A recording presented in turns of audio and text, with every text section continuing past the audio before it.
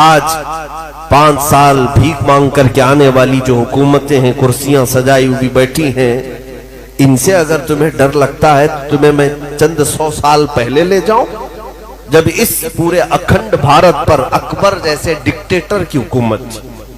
اکبر بڑا ظالم اور وہ مرتد ہو چکا تھا اور ایک نیا دین قائم کر چکا تھا، میرے نبی کے دین کو ختم کر کے۔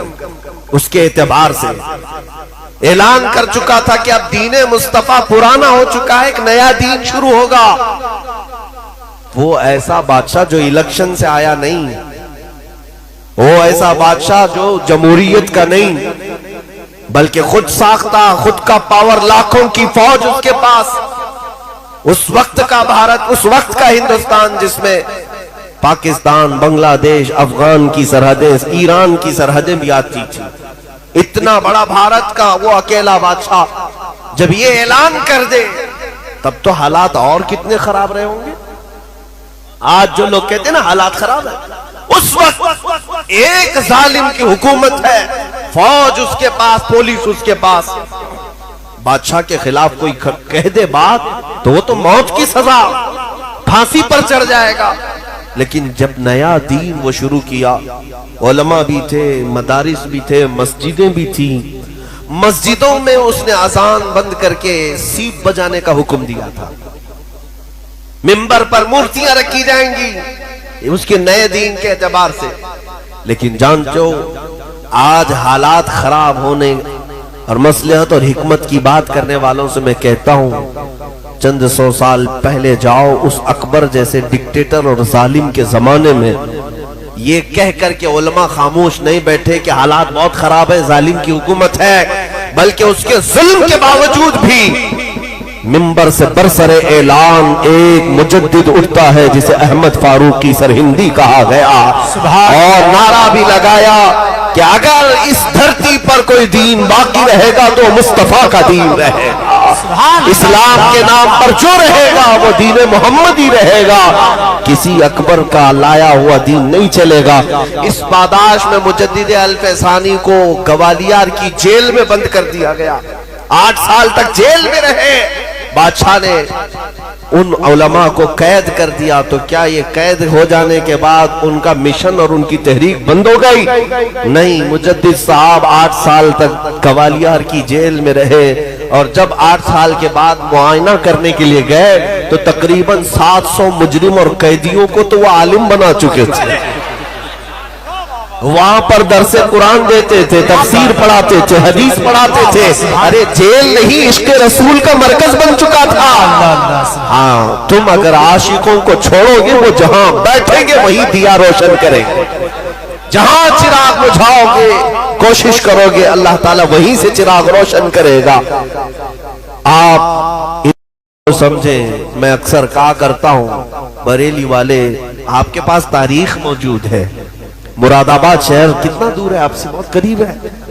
مراد آباد شہر کا ایک مجاہد ایسا جس کا نام تعظیم سے اعلیٰ حضرت بھی لیا کرتے تھے، سبحان اللہ، وہ کون ہے؟ علامہ کفایت علی کافی رحمت اللہ علیہ۔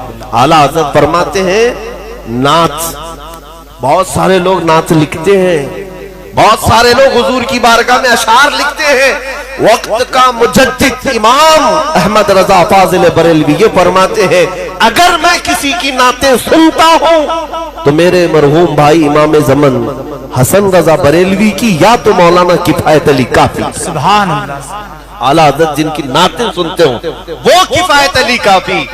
ہاں، وہ ایسے ہی معمولی کوئی عام شخص نہیں تھا، ایسا عالم ربانی کے جس سے پورے انگریز تھراتے تھے، خوف کھاتے تھے۔ ایک بات یاد رکھو کہ ان ظالم حکومتوں کو اگر سب سے زیادہ ڈر لگتا ہے تو حق بولنے والے علماء سے ڈر لگتا ہے۔ جی بے شک۔ باقی یہ لاکھوں کی فوج ہزاروں کی تعداد سے گھبراتے نہیں، ان کو مار بھی دیتے ہیں، کاٹ بھی دیتے، لیکن ان کو پتا ہے ایک عالم حق بولنے والا اگر زندہ رہا تو پھر یہ کروڑوں کو بیدار کر دے گا۔ کفایت علی کافی کو اس بات کے لیے انگریز بار بار پریشان کرتے رہے کہ آپ ہماری حکومت کے خلاف نہ بولیں، آپ خاموش ہو جائیں، ہم آپ کو اپنی حکومت میں عہدہ دے دیں گے۔ ہم آپ کو نذرانے بھیجا کریں گے، تحفے بھیجا کریں گے جیسے دوسروں کو بھیجتے تھے، لیکن کفایت علی کافی وہ عاشق رسول تھے، فنا فی الرسول تھے، سودے بازی نہیں کی۔ جانتے ہو ایک عالم کو گرفتار کرنے کے لیے کتنے انگریز آئے تھے؟ 3000 انگریز آئے تھے۔ اسی سے اندازہ لگتا ہے کہ رسول پاک صلی اللہ تعالیٰ علیہ وسلم کی بارگاہ کا تربیت یافتہ جو ادنا بھی ہوتا ہے وہ پوری دنیا کا شیر ہوا کرتا ہے، اسے پکڑنے کے لیے بہت سارے کتے آتے ہیں، اس بات کو یاد رکھیں۔ 3000 لوگ آئے گرفتار کرنے کے لیے، اور گرفتار کر کے لے گئے، وہ بھی یوں ہی نہیں، کسی غدار اور منافق کی مخبری کی وجہ سے۔ ہماری جماعت کا کوئی غدار تھا جس نے مخبری کر کے ان کو پکڑوایا، انگریز لے کر کے آئے تو دارالعمارت میں رکھ کر کے مولانا کفایت علی کافی کو بار بار ٹارچر کرتے تھے، سزائیں دیتے، لیکن آپ ٹس سے مس نہیں ہوتے۔ حضور پاک کی عزت اور حضور پاک کی ناموس کی حفاظت کسے کہتے سنو۔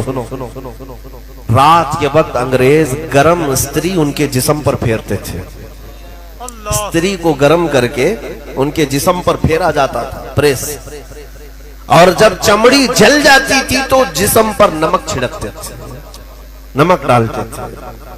علامہ کفایت علی کافی رحمت اللہ علیہ کو ایسی سزائیں دی، اس کے باوجود انہوں نے اپنا نظریہ نہیں بدلا، نہ ہی اپنا قول۔ وہ چاہتے تو پیسہ بھی لے لیتے، عہدہ بھی لے لیتے، چھوڑ دیتے، حالات خراب ہیں، نہیں۔ جو سچا محب رسول ہوتا ہے وہ حالات کو نہیں دیکھتا، وہ گنبد خضرا کو دیکھ رہا ہوتا ہے۔ کفایت علی کافی رحمت اللہ علیہ کو مراد آباد کے چوراہے پر لا کر انگریزوں نے پھانسی پر چڑھانے کا حکم دیا۔ یہ 1857 سے پہلے کی بات ہے، توجہ۔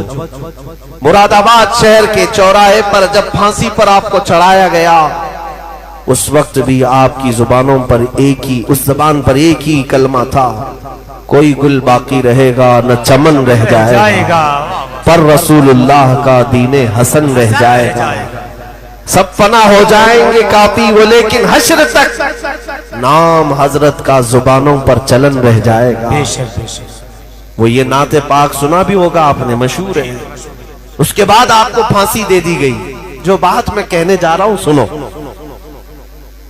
علامہ کفایت علی کافی کو پھانسی دے کر، یہ ظالم بھی میری باتیں ہر چیز کوٹ کرتے ہیں، ابھی میڈیا چلائے گی، دیکھیں، ہاں یہ دجالی میڈیا، یہاں سے کٹنگ کریں گے، یہاں سے نکالیں گے، اب بھڑکاؤ مولانا، پاکستانی مولانا، آتنکوادی مولانا، تمہارے سرٹیفکیٹ کی ہمیں ضرورت نہیں۔